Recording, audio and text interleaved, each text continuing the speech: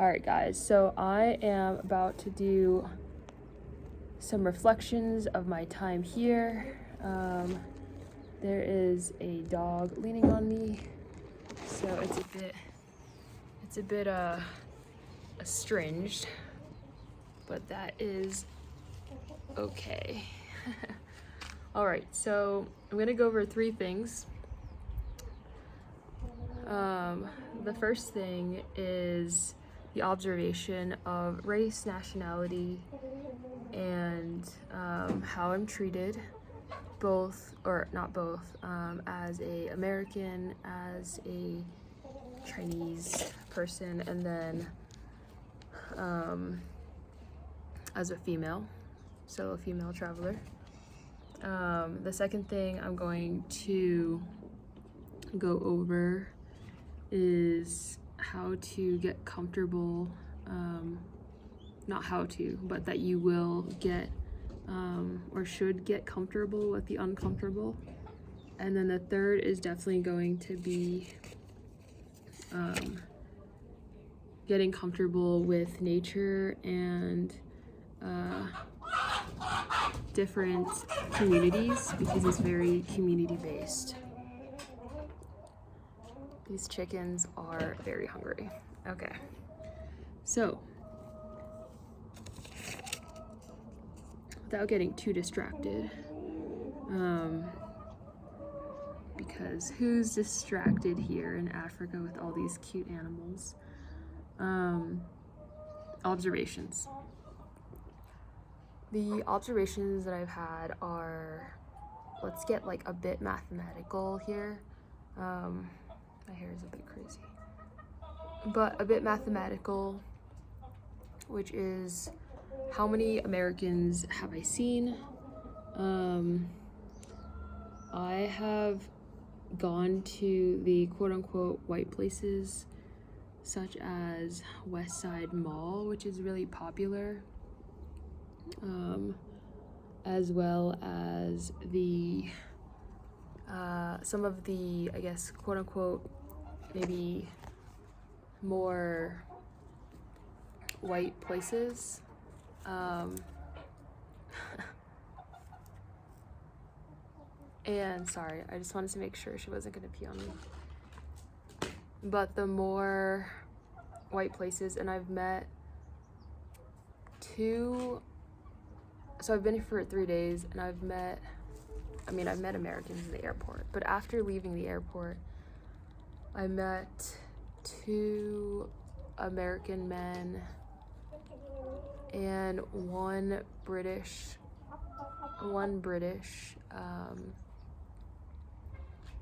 guy yesterday. Today I met 2 visiting Americans. The other people live here. They've been here for 5 to 7 years plus. So there's that. That's with regards to Americans. And they happen to my second point, happen to be, skies are so blue, but it's actually about to rain. Anyways, so two Americans. And then with regards to race, I have seen one white guy on the street, and the 2 Americans were white guys. The one guy from the UK, he's also white. I haven't seen any Chinese people here at all, except for in the airplane. And in the airplane, I saw 2 Chinese men. In case you would like to see some chickens, they're there. You can probably hear them. Okay, so 0 Chinese people. Everyone else, I mean, I can't tell if there are like African Americans or Africans from other countries, just because I can't tell from a glance if we're talking about race. So that's with regards to just nationality from what I know, and color. How I'm treated is very interesting and different across the board. by, I want to say, Americans, the two that I met, I think I thought they would be like really happy, quote unquote, to speak to another American, but actually it's probably opposite. Not that they're not, like, sad to, but I think they just prefer to speak to non-Americans because they've come to a country where it's more homogenous in, non-Americans. And then I have, with the local people, I've hung out with a lot of like orphans and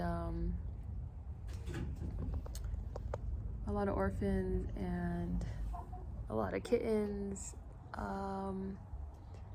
and a lot of, I think I've met my first few men today, and I will say the women are very polite and kind and very confident and very helping. A lot of mother vibes, like they want to protect me from other, specifically probably like men. They're ready and willing to call any men on my behalf and like do what's right and fair. And then the men, there's more men working, so they tend to stare more or say hi more or just like try to act cool. That's kind of been the vibe so far. And then today, one of the men that I met, he just couldn't stop holding my hand. So that's been my experience so far. If you have any questions about that, let me know. The second thing or category I will get into is basically getting comfortable with the uncomfortable. Some of the things I've encountered that might make you uncomfortable if you're coming from a first world country. So that's like mainly the US, because Kenya has been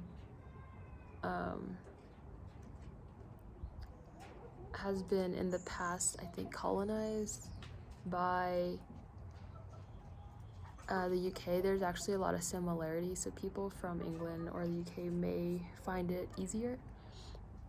But these are just some of the things that may happen that may be hard for you if you've come from perhaps America.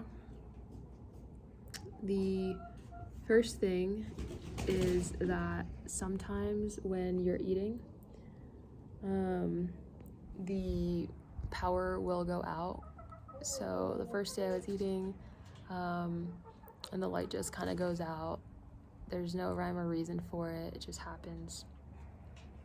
I was also showering this morning, and so in the UK, you switch on the heat when you want to have a hot shower, which I did this morning, and in the middle of my hot shower, the power just turned off, and so it just started being all cold water. It's okay with me just because I tend to take cold showers, but if you're used to taking only hot showers, that could be a problem. You have to be a bit ready to be adaptive and versatile. Kind of like power going out, Wi-Fi is not stable here necessarily.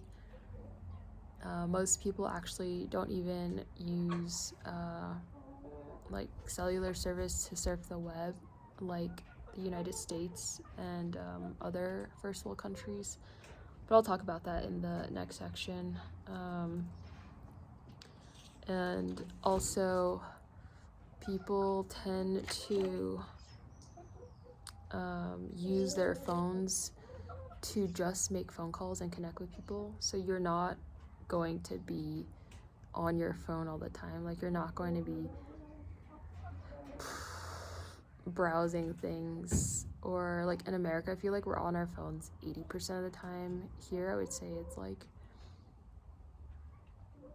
10% of the time, maybe 20%. But that leads me into my next topic, which is get comfortable in nature and the community. People rarely use cell phones here. When you're in someone's car, or in the streets or walking, like nobody is using their phone. No phones are out. It's as if I've gone back in time when there weren't cell phones. Not everyone has a cell phone actually, but for those that do, they don't take it out until they're home, until basically they're home, or they're outside trying to call somebody. When people look at their phone, it's mainly to answer a phone call, and they do this often. So even though they're not using their phone often, they use their phones like a mobile landline is how I would best describe it. If it rings, somebody will pick it up. If it rings, somebody will bring it to you. The calls will get answered. I think more people answer phone calls. So there's that. There's also, which I find fascinating, and I kind of knew a little bit of this, but not the extent of it, which is this is a food-based culture. I just want to show you the chicks really quick. These are the children of some of these gals back there.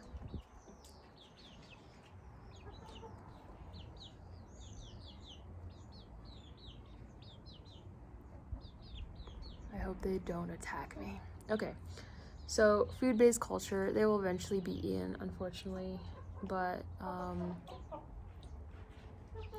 it is what it is. And I'll talk a little bit about that as well. What's really cool about this culture, along with food, is that every time I visit a home, and I've visited about like 4 homes now, is that they always are giving me food, similar to the Asian culture. So yesterday I received like lots of eggs and some fruits.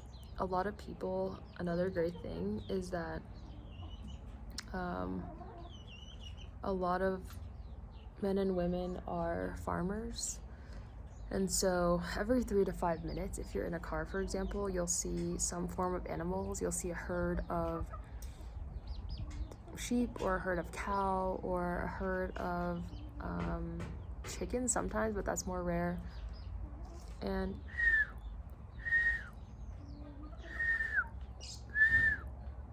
all right, so the cat is trying to go inside, but the cat's not allowed to go inside. Anyways, so lots of farmers. It allows people to become farmers, but also independent, to have milk and eggs. It's really nice. And then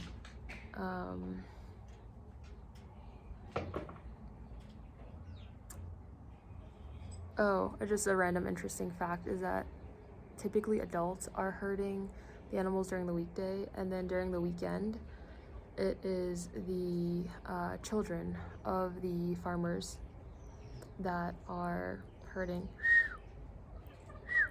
Puss.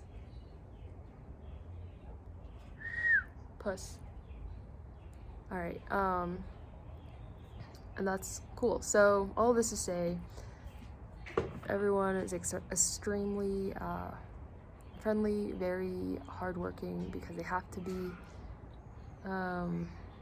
and the women are kind of like tough love like, and the tough love like, and also very confident, and the men are very kind of cheeky. A lot of them, these are so cute right now.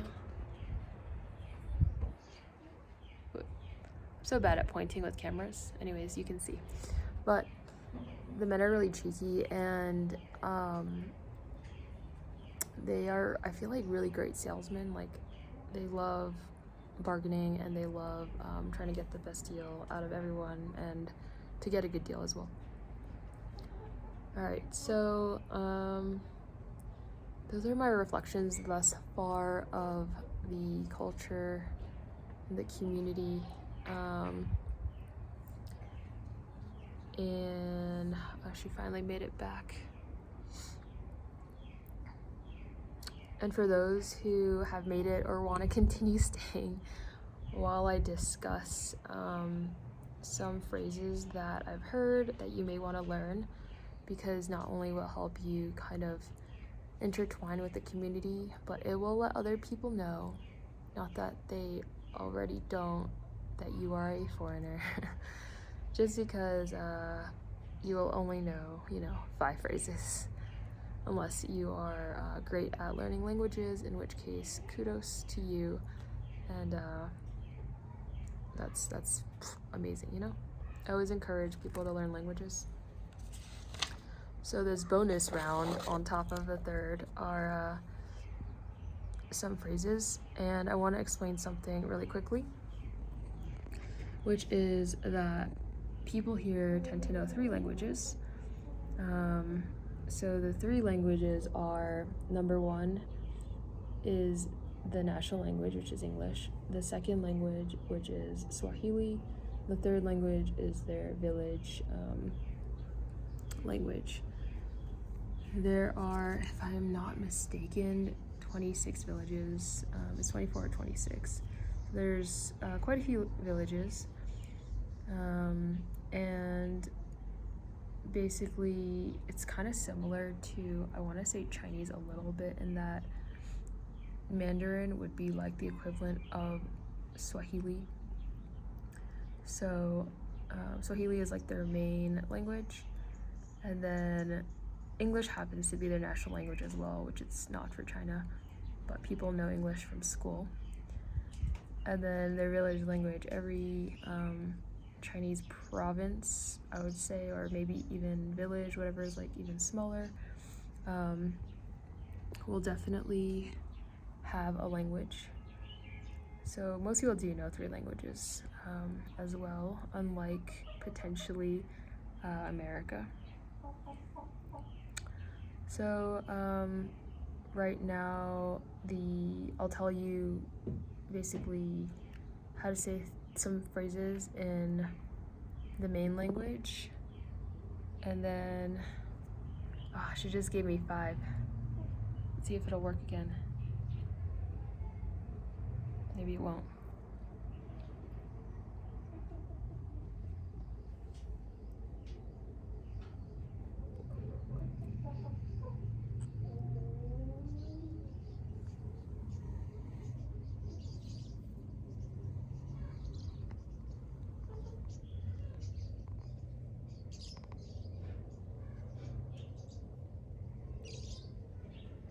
I've named her Georgina.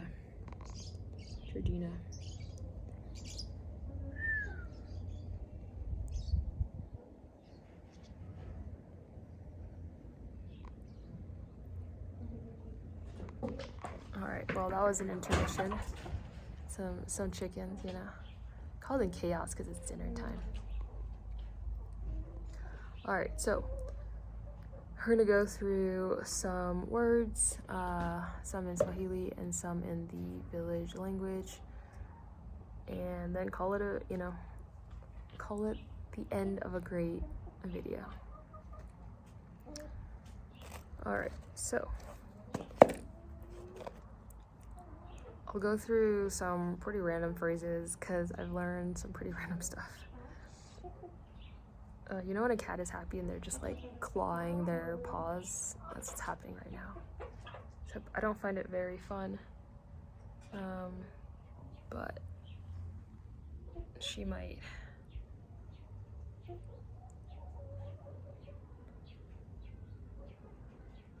It's very painful. Ouch. Okay. It's not that painful because she's small. Alright, so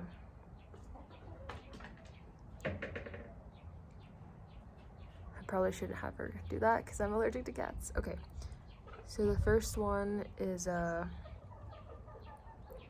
The first one is going to be a phrase that will be used to probably describe you if you are not apparent in being from here, and that's mazungu or zungu, mazungu, and that is, they say it's foreigner, but I think it's really to describe a white person, and so that's how they describe white people. And if you add like this W sound, wazungu, then it's foreigners or white people, more than one. And then we have also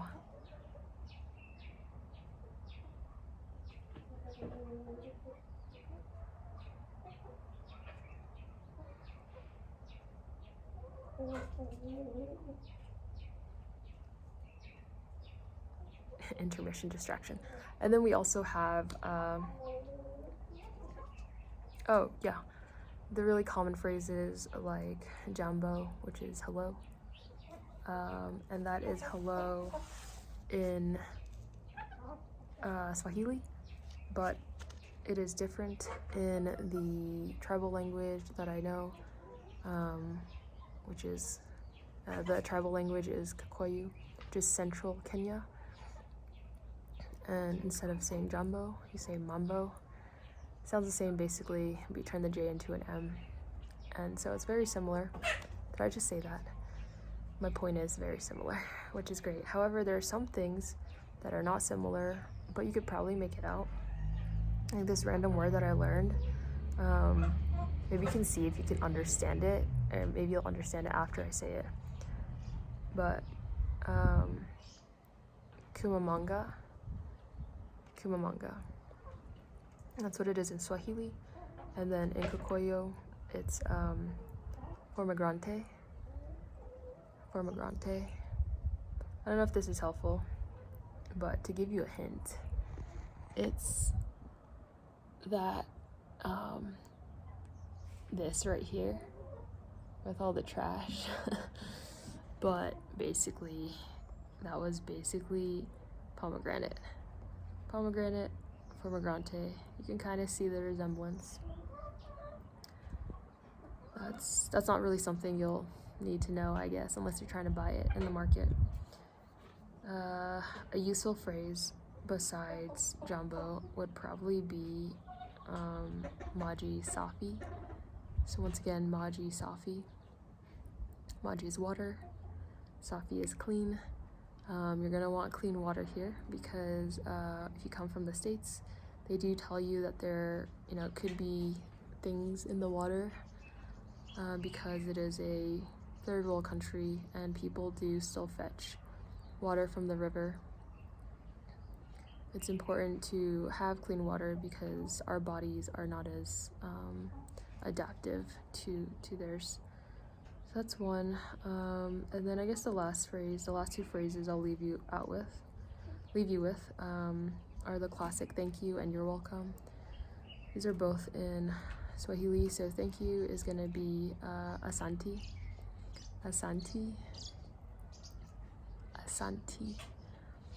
That's thank you.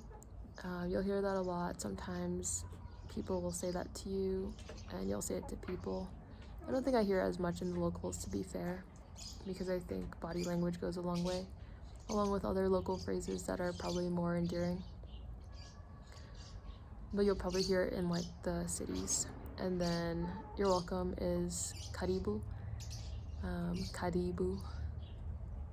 That's you're welcome.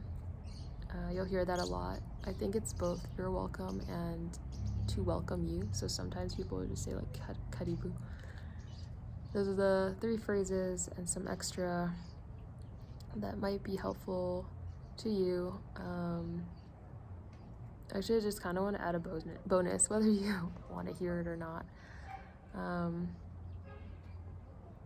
Chakula is food in Swahili, and in Kikuyu, it's irio, I think. Irio. So they sound actually kind of different. but there are some things that are actually the same both as Swahili and as Kikuyu, such as matulda, which is fruits. So you'll be eating a lot of fruits, food, and vegetables. And so you'll start to hear these words come up over and over again if you're interested in eating. And also, I just realized there are 2 words that I should teach you. Those, which are cuckoos. Cuckoo is chicken, and cat, just because I've shown them in this video. So cuckoos, and then cat is here. She's paka. That's cat in Swahili. Anyways, I hope this has been informative so far through my reflections. Pretty cool learning all the words, the culture, and getting down and dirty with the people of Kenya. They've shown me a lot. They've taught me a lot. And they've taught me to relax a little bit more. I do look kind of tired, not gonna lie, but I did just wake up from a nap because I've been exhausted from the jet lag. But that's okay. So I'm going to sign off. It's your girl Cherie in Kenya with Georgina, if I can find her. Actually, we don't know the gender, so I named her Georgina because if she is a male, she can be Georgie. You know what I mean? Alright, I won't distract the paka too much. Thanks for listening, and I will see and talk to you soon in my next reflections in about 3 days. Alright.